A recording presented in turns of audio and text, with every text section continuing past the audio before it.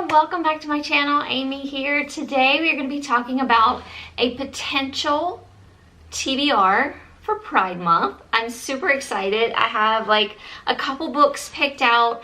I didn't really know what I wanted to read this month. I'm just going to kind of go with the flow because I want to read all the male romances, and there are so many so many on my list of TBRs to read, and I just don't know where to start. So I just kind of picked just like what really has been sticking out in my mind, and but I don't know if I'm going to follow this. So just, you know, these are just potential picks for the month of June, but it's probably going to head this way. Who am I kidding?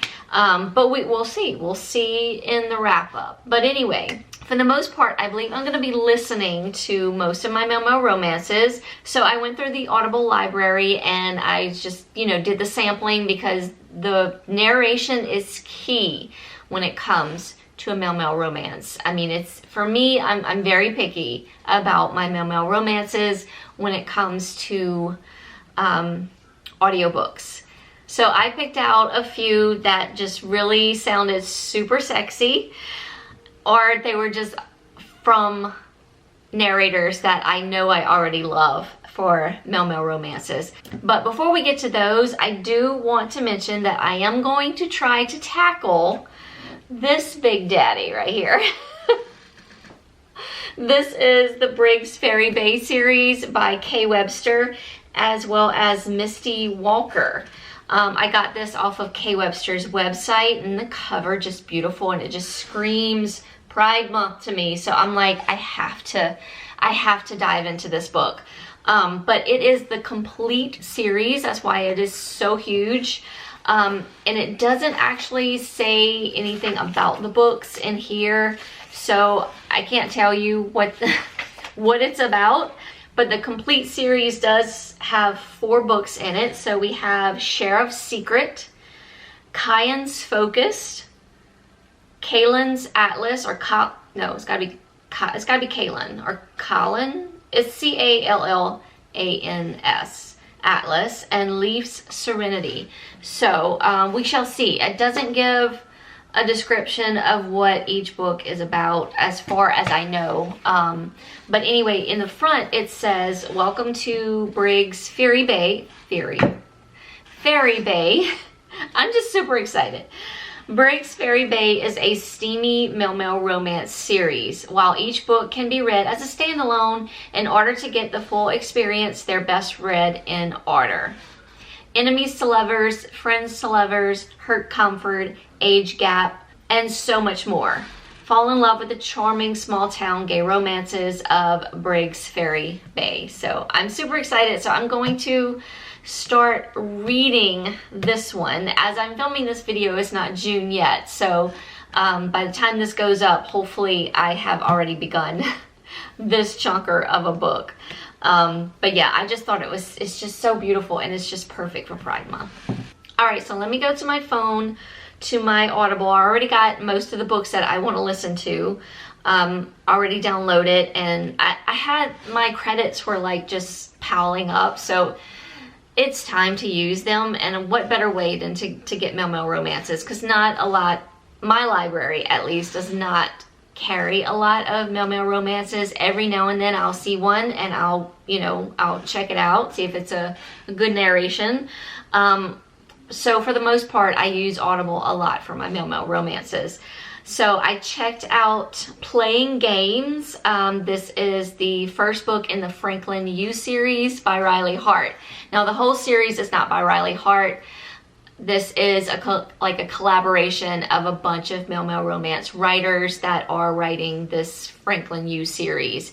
It is a college series. It sounded really fun, with a bunch of college guys just experimenting their sexuality. I mean, what more could you want? And the narration sounded fantastic.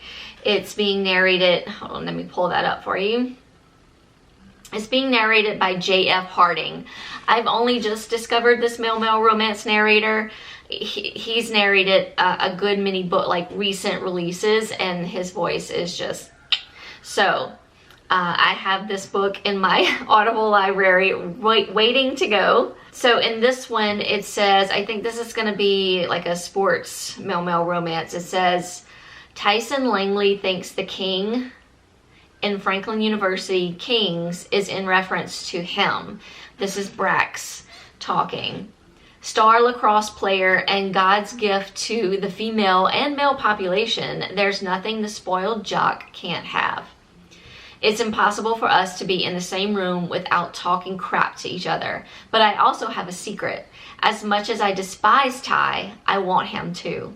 I revel in our banter and in never knowing what he'll say next. I spent much time on the wrong side of the law for someone like Ty though.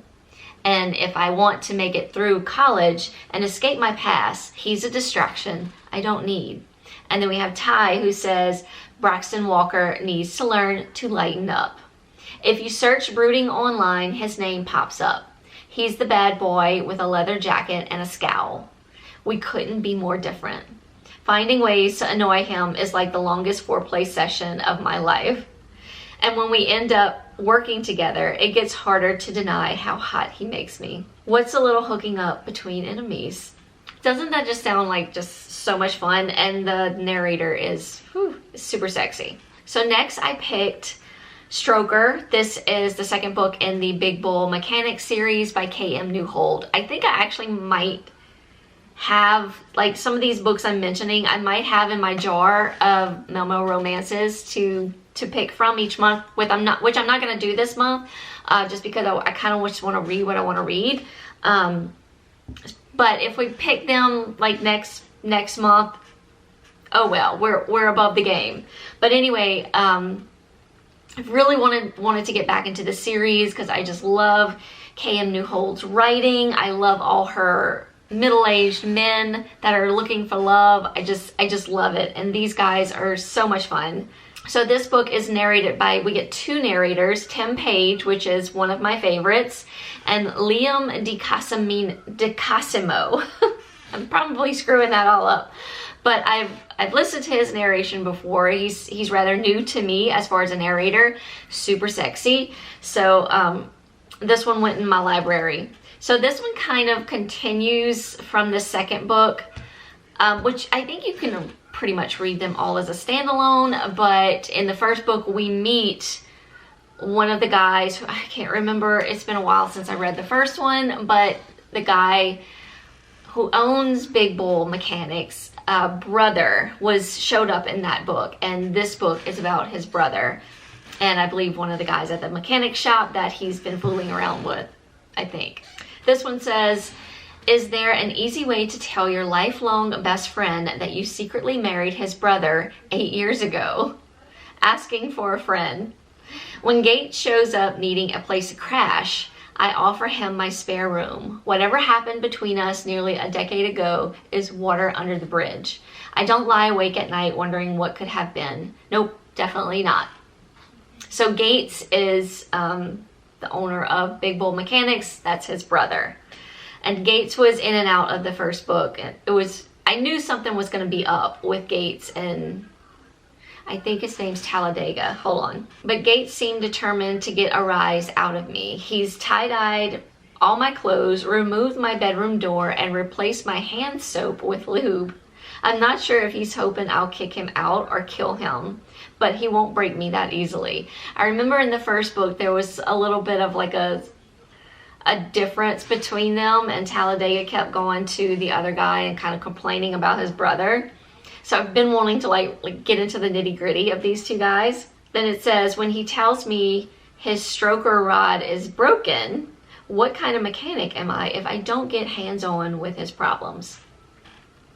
We put our feelings beside us a long time ago, and there's no way I'll let Gates break my heart again. No amount of fiddling under the hood will fix everything broken between us.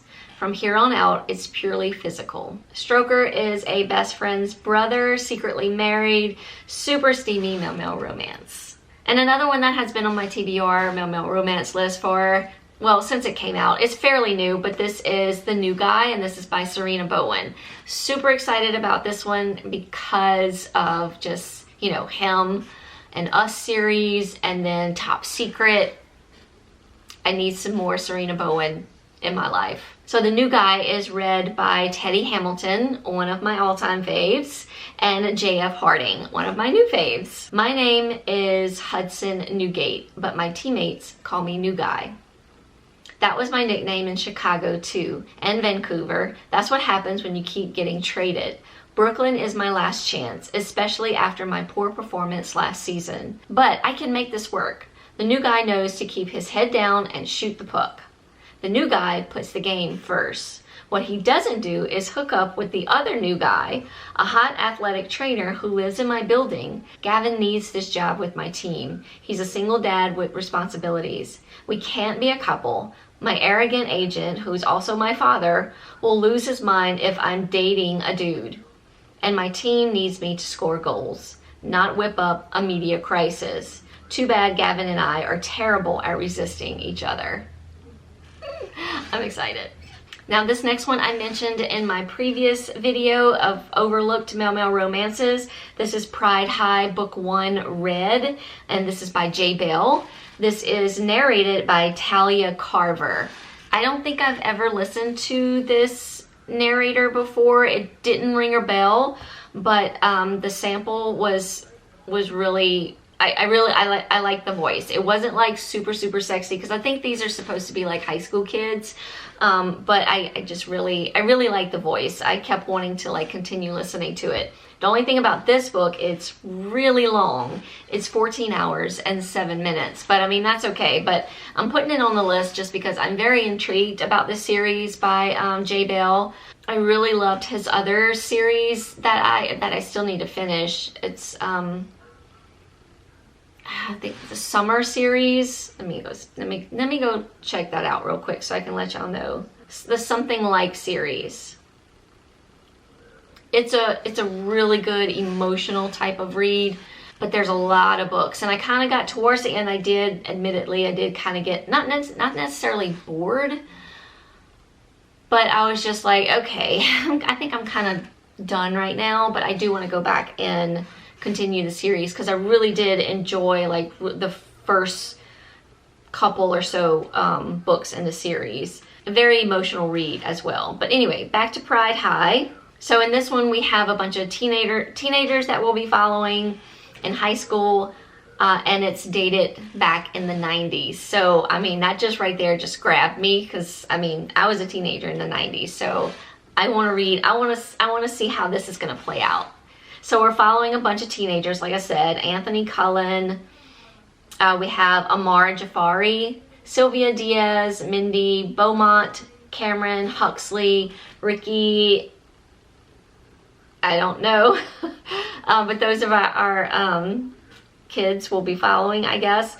It says Pride High Book 1 kicks off a new series that mixes cool characters, realistic relationships, mature themes, and plenty of fun. So I'm looking forward to this one if I can get to it. I don't know, it's a very long audiobook, 14 hours. But I put it on the list just because I really do want to read this book or listen to it. And then lastly, just because I had this book on my shelf, this is The Boyfriend Comeback by Lauren Blakely, and this is the first book in the Boyfriend Zone series. This has been on my TBR shelf for a really long time, so and I truly want to get into it. I do believe it's a sports romance, football type sports romance. I believe it has to do with two quarterbacks, I think, on different teams. Says some men are just off limits, like say all the other football players in the league. But I've been crushing hard on one quarterback in particular for the last year. When Jason invites me to his place the night before my first pro football game, I say yes so fast. Our white hot time together answers a lot of questions I've had about myself. Then life happens, and I don't show up for our second date. The worst part is that he'll never know how much it meant to me. And when I'm traded to his crosstown rivals, I know that's not the time to serve up my secrets either. My team's PR department wants to double down on our rivalry. And they're right, I need to focus on football, not my interest in men. But the more time I spend doing media appearances and charity events with the generous, quick-witted, popular guy, the hungrier I am for him. It's a bad idea to knock on his door late one night. I could lose everything. He's probably not even home. But then the door swings open and I have a choice to make. So I also have this one picked out on my Audible list because, of course, the narrators are some of my faves. So this book is being narrated by, once again, Teddy Hamilton and a new fave, J.F. Harding. And this one's pretty long. It says it's 10 hours and 53 minutes, but it's a pretty chunk of a book. So those are my potential reads for Pride Month. Not sure what's going to happen, but I do have them all, like I said, downloaded on my Audible app, ready to go. So it's a possibility a lot of these are going to get listened to, especially since I've kind of sampled all of them and I really enjoyed what I heard. But let me know in the comments what you'll be reading for Pride Month. Are you going to read anything in particular this month like I'm doing, just like male romances or whatever genre you are interested in? Or are you going to keep it the same? Are you going to be reading thrillers? Let me know in the comments down below what your plans for Pride Month are. And as always, thank y'all so much for watching. Hope you're all doing well out there. Once again, happy Pride from me. I love all of y'all, and I will see y'all in a new video very, very soon. Bye.